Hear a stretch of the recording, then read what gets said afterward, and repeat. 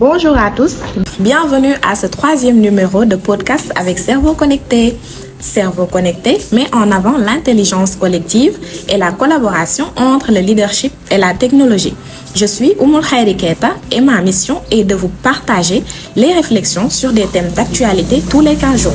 Aujourd'hui, nous plongeons au cœur de l'éducation sénégalaise. L'éducation qui peut être définie comme le processus par lequel les individus acquièrent des connaissances, des compétences, des valeurs et des attitudes qui les aident à se développer personnellement et à s'intégrer dans la société. D'où notre thème d'aujourd'hui, le système éducatif sénégalais est-il performant ? Le système éducatif est un pilier essentiel du développement du pays, visant à former la jeunesse et à préparer les citoyens de demain.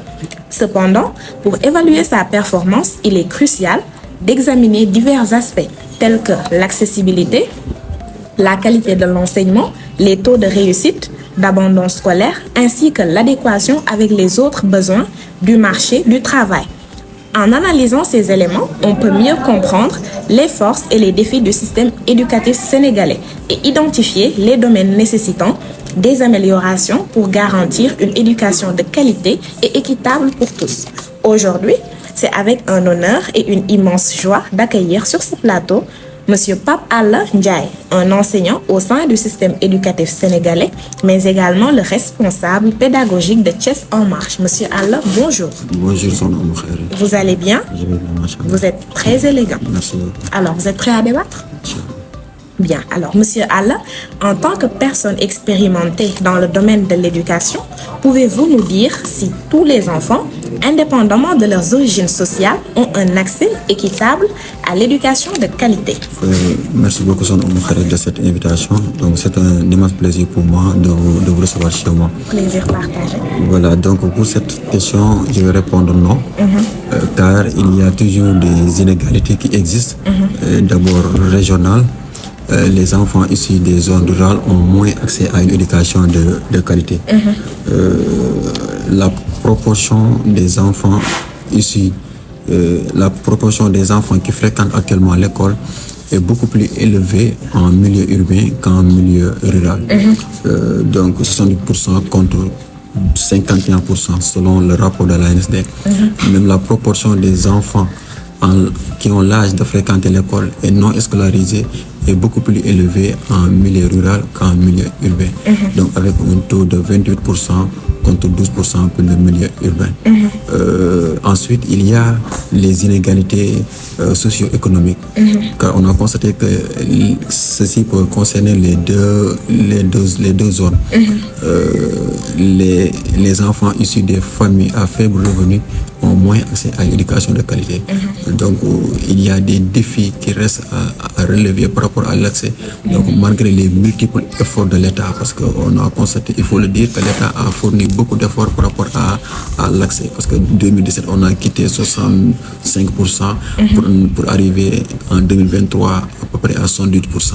Donc, il y a des avancées considérables qui ont été faites par rapport à l'accès. Alors, si nous comprenons bien, les disparités en matière d'accès à une éducation de qualité existent et que ces inégalités peuvent être dues à des facteurs tels que la disponibilité des ressources éducatives, les infrastructures sociales, la qualité des enseignants et les barrières financières. Alors, parlons de la qualité de l'enseignement. Est-ce qu'elle est adéquate pour préparer les élèves à réussir dans la société actuelle? Voilà, merci beaucoup pour cette pertinente question.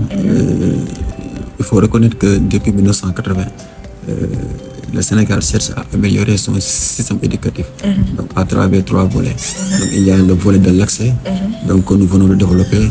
Il y a le volet qualité qui m'apparaît beaucoup plus important. Il y a le volet transparence ou bien la gestion. Donc la qualité, toute réforme éducative vise un seul objectif, la recherche de la qualité. Donc il ne suffit pas seulement de proclamer la qualité pour qu'il soit. Donc il faut mettre des conditions de son avènement. Donc la qualité, ce sont les normes, c'est de la mesure. Donc la qualité, il faut une structure de pilotage. Donc au besoin, donc un chargé de la qualité.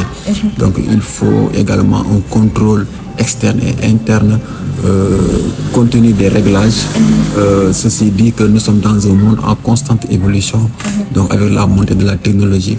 Donc tout système éducatif doit être évolué. Tout système éducatif doit évoluer par rapport à la qualité. Donc on peut dire qu'au Sénégal, il y a le taux de chômage au Sénégal ne cesse de grimper. Donc il y a également les diplômés chômeurs, donc qui sont beaucoup plus nombreux que les chômeurs non diplômés.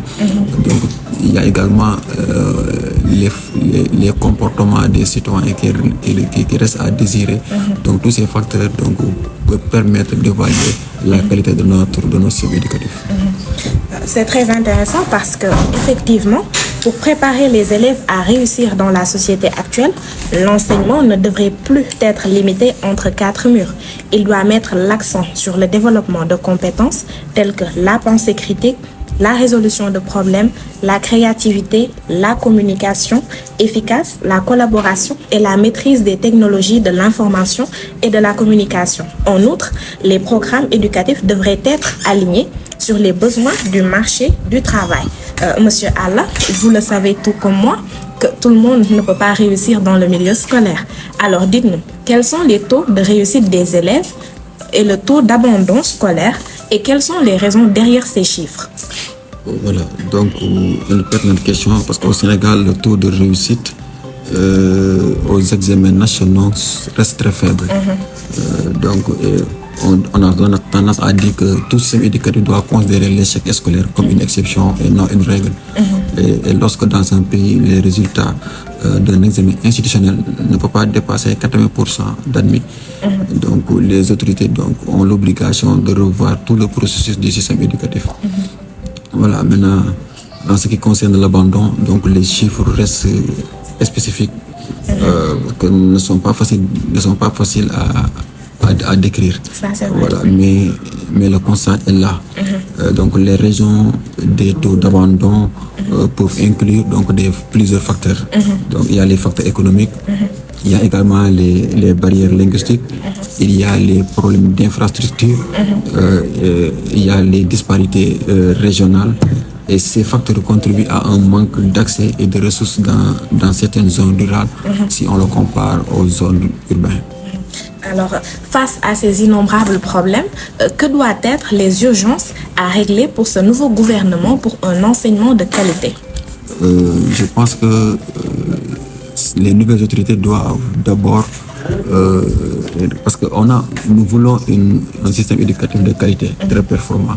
Donc on ne peut pas parler de la qualité des apprentissages sans pour autant bénéficier des infrastructures de normes.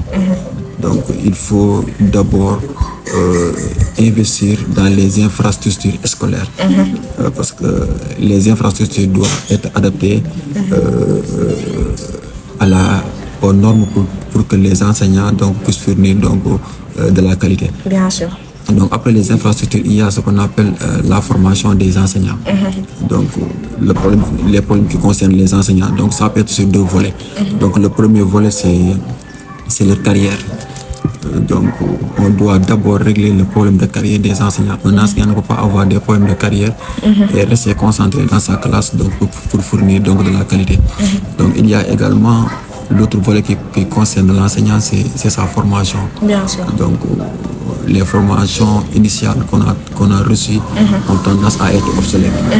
Donc et l'enseignant est beaucoup plus motivé dès qu'il maîtrise ce qu'il enseigne.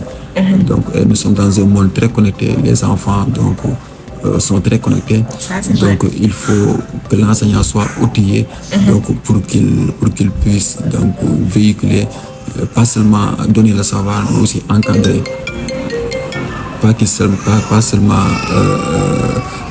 seulement transmettre le savoir, mais pour qu'ils puissent encadrer l'enfant, parce qu'il y a des enfants qui refusent toujours l'apprentissage. Donc il faut les encadrer et les donner l'estime de soi, le courage de continuer. Donc récemment, on a vu une photo donc du premier ministre avec son ancien maître, donc qui l'a poussé donc à continuer donc les études, parce qu'il y a des périodes tellement difficiles donc où les enfants ont envie de tout laisser. Donc il faut que l'enseignant soit bien outillé donc pour qu'il puisse encadrer davantage les enfants. L'autre aspect donc c'est l'inclusion. Voilà, parce que l'éducation doit être accessible à tout le monde. Donc ça ne doit pas être des privilèges réservés à certains, mais l'école doit être accessible à tout le monde. Donc on doit permettre donc aux couches vulnérables, surtout qui sont touchées donc par l'analphabétisme, donc d'avoir accès à une éducation. Je pense que si on arrive à régler ces choses, donc je pense qu'on peut réussir à améliorer donc le système éducatif. D'accord.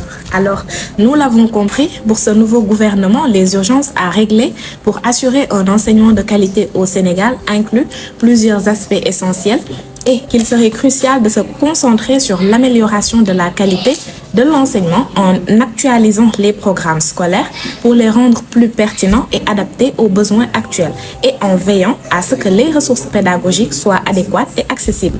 Alors, merci, Monsieur Allah. L'émission tire à sa fin. Merci d'avoir accepté notre invitation et d'avoir partagé votre connaissance avec nous. Quel est votre mot de la fin? Voilà, donc c'est des mots de remerciement donc à votre encontre. Merci à vous. Et nous encourageons donc à continuer sur cette lancée. Ça a été vraiment un plaisir de vous recevoir. Merci, plaisir partagé. Alors, ne négligeons pas notre éducation car elle est essentielle à l'émergence d'un pays. Comme disait Nelson Mandela, je cite, « L'éducation est l'arme la plus puissante pour changer le monde ». Fin de citation. Merci beaucoup, chers internautes. Nous vous donnons rendez-vous dans 15 jours sur un autre thème d'actualité avec un autre invité. N'oubliez pas de vous abonner, d'aimer et de liker la vidéo. Merci.